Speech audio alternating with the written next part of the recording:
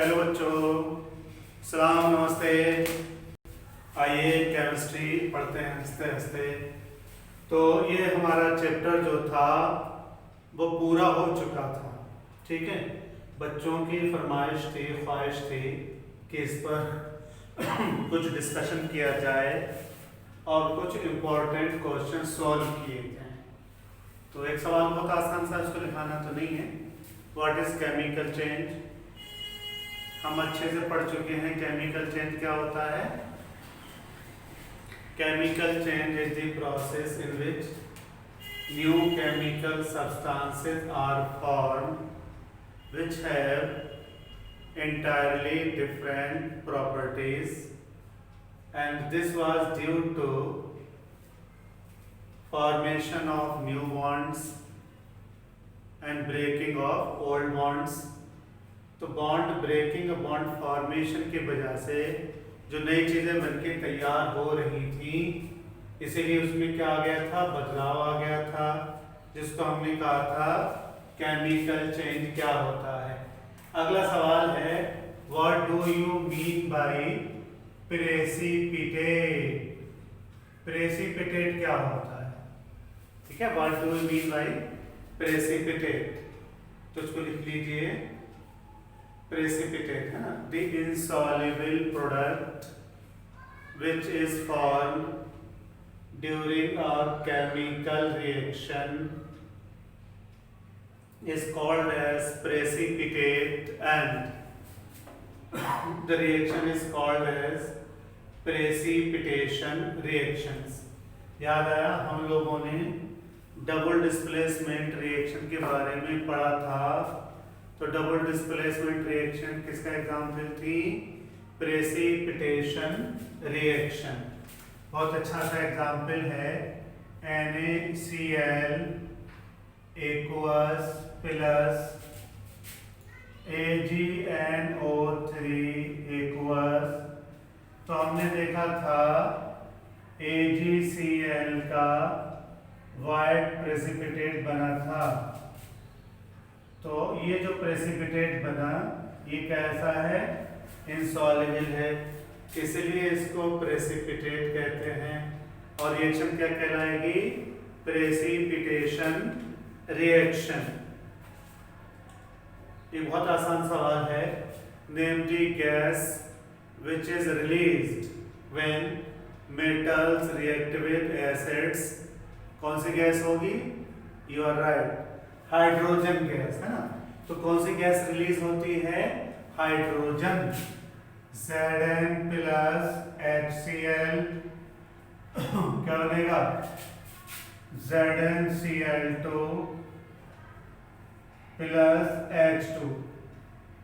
तो ये मेटल जो है हाइड्रोक्लोरिक एसिड से रिएक्शन करेगी, तो क्या होगा? हाइड्रोजन गैस रिलीज होगी। Dear students, this is the lab method of preparation of hydrogen। Hydrogen को लैब में बनाने का तरीका है। अगला है, what is the base of balanced chemical equation? तो केमिकल इक्वेशन क्या थी पहले समझ लें। Short hand notation or representation of a chemical reaction। shorthand notation or representation of a chemical reaction by using symbols and formulae of elements and compounds, right? अगला है, what is base of balanced chemical equation?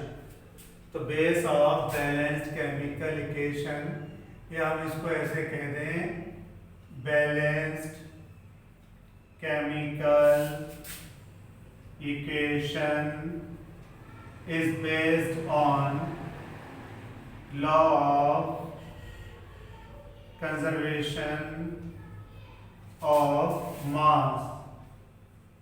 Means according to this law, matter neither be created nor be destroyed, but in a chemical reaction mass remains conserve.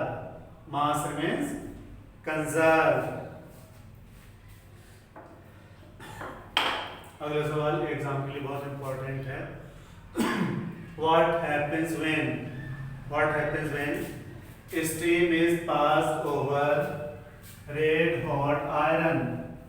What happens when steam is passed over red hot iron?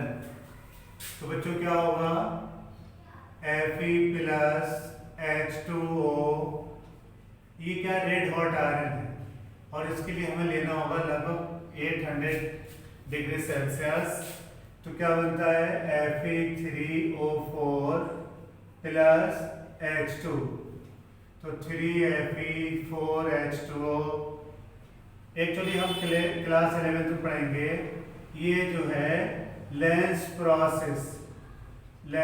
Process of hydrogen preparation होता है. On large scale hydrogen is prepared by lens process in which superheated steam is passed over red hot iron. ठीक है. अगला सवाल है,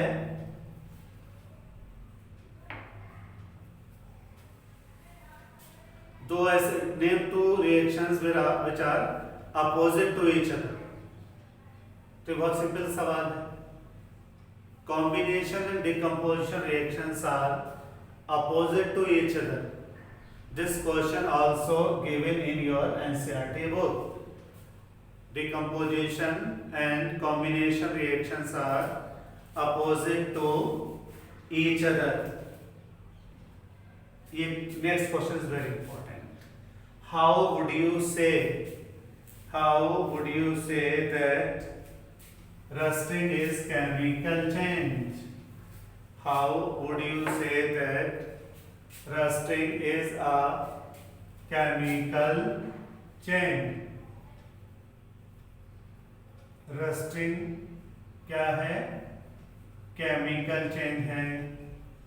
कैसे पता चलेगा? The first thing is that after rusting the chemical composition of iron changes. Iron gets converted into hydrated ferric oxide which have entirely different chemical properties as compared to iron. तो हम कहेंगे chemical change because hydrated ferric oxide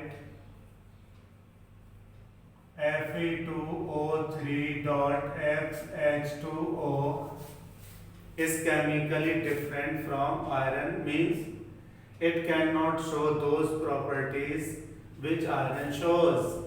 For example, if iron react with HCl, it will give FeCl2 plus H2, Fe2O3 plus HCl.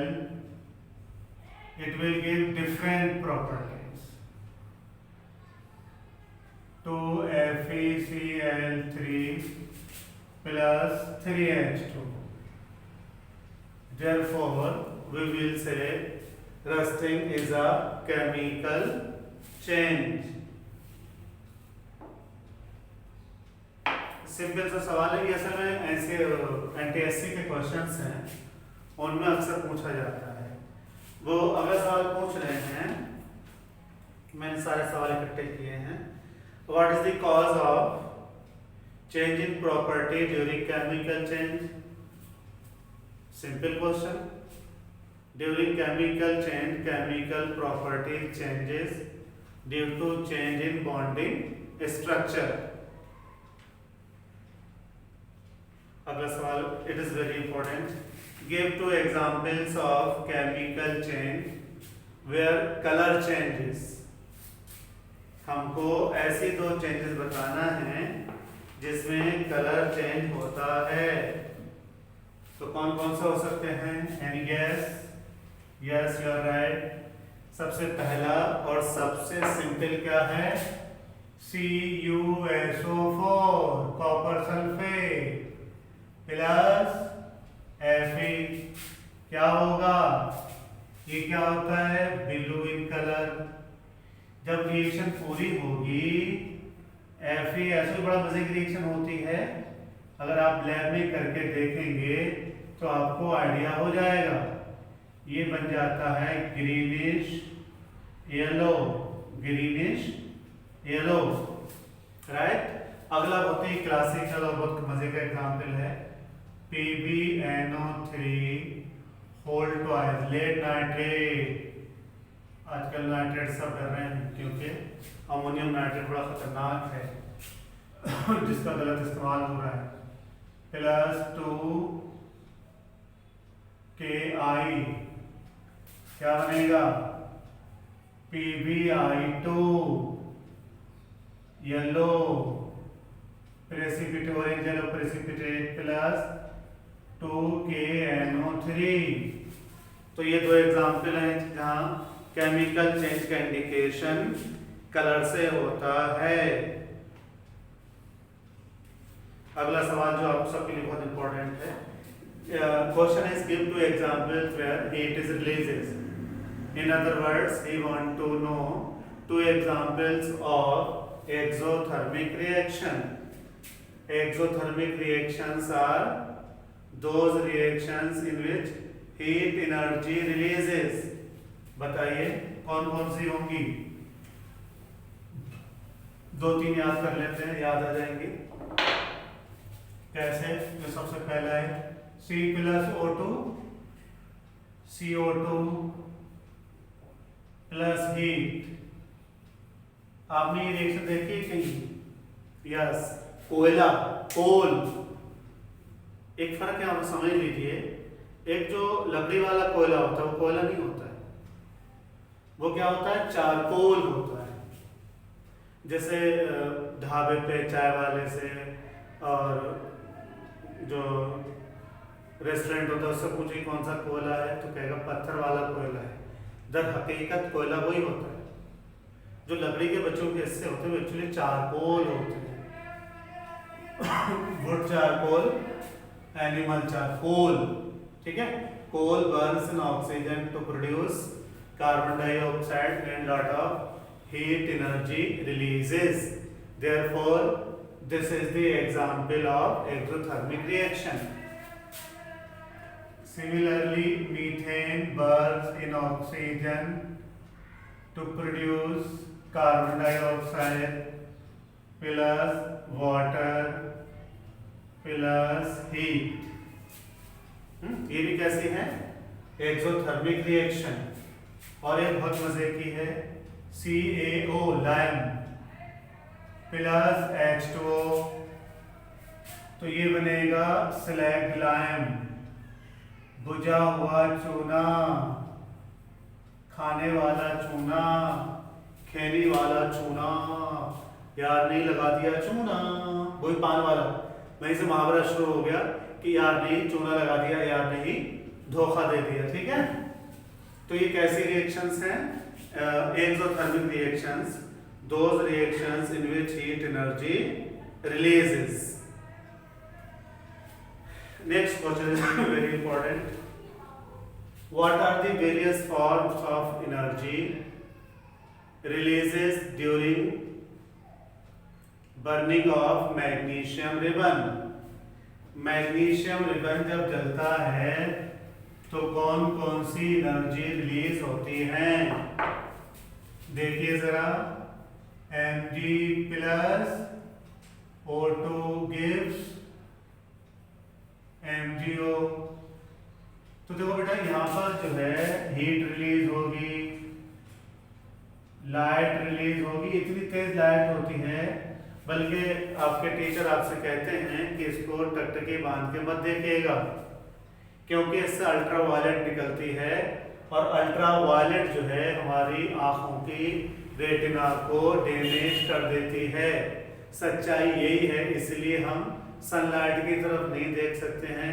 और वहीं से मुहावरा शुरू हुआ, सूरज को आंखें दिखाना। और कैसे रिलीज होगी? Mechanical energy. साउंड पैदा होती है। तो इतने तरह की एनर्जी रिलीज होती है कब? When magnesium ribbon Burns in oxygen.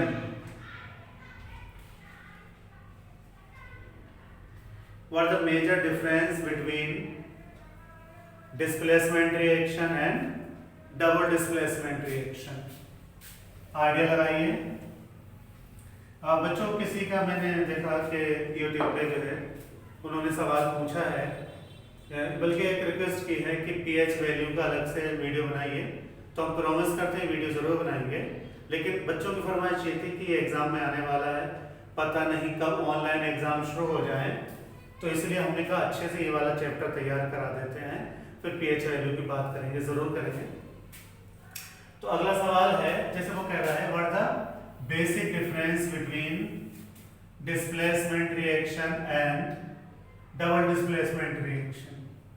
CuSO4 plus Fe क्या बनेगा?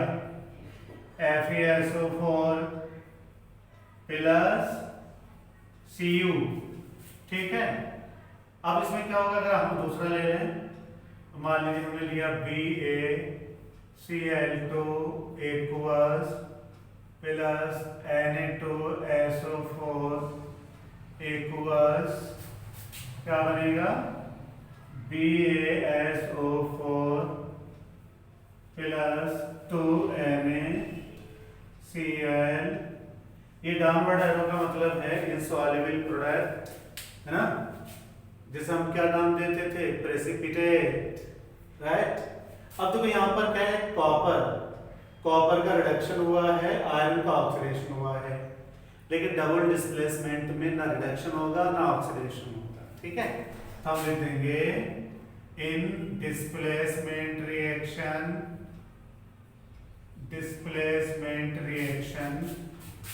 redox reaction takes place. Redox reaction takes place, and in double displacement reaction, no redox reaction takes place। ये फर्क होता है। डिस्प्लेसमेंट रिएक्शन में रिडॉक्स रिएक्शन होगी, double displacement reaction में सिर्फ क्या होगा? एक्सचेंज ऑफ आयन होगा, इसलिए उनका ऑक्सीडेशन रिडक्शन नहीं होगा। एक सवाल बहुत आसान है, मैं लिखाऊंगा नहीं। Give 2 examples of fast chemical reaction. तो जितनी भी एक्सप्लोसिव रिएक्शन होती हैं सब क्या होती हैं? फास्ट केमिकल रिएक्शन, जो बहुत तेजी से होती हैं। लेकिन हमें यहाँ पर जीके के लिए एंटी-एससी के लिए याद करना है, तो याद करें reaction between sodium and oxygen. Sodium जैसे ही ऑक्सीजन के कांटेक्ट में आता है फौरन सोडियम ऑक्साइड बना लेता है। ऐसे क्या होता है? Ionic reactions. लैब में जब आप करके देखेंगे तो आपको आइडिया हो जाएगा, जैसे जैसे इन दोनों का एक सॉल्यूशन मिलाते हैं फौरन व्हाइट प्रेसिपिटेट आ जाता है। हम क्या कहेंगे? Explosive reaction and ionic reactions are the examples of fast chemical reaction। ठीक है, तो बच्चों इसको यही रोकते, एक वीडियो और बन जाएगा इसमें अच्छे अच्छे सवालों में और एनसीईआरटी के सवाल भी कराएंगे। तब तक के लिए टेक केयर। और भाई हमारा चैनल बहुत तेजी से आगे बढ़ रहा है, हम जल्दी ही आपसे लाइव बातें करेंगे। बच्चों ने कहा है कि अब लाइव आई तो लाइव भी आएंगे। हमारे चैनल को सब्सक्राइब करिए, और जो लोग बेचारे अफोर्ड नहीं कर सकते हैं कोचिंग वगैरह, वहाँ तक पहुँचाइए। Thank you very much.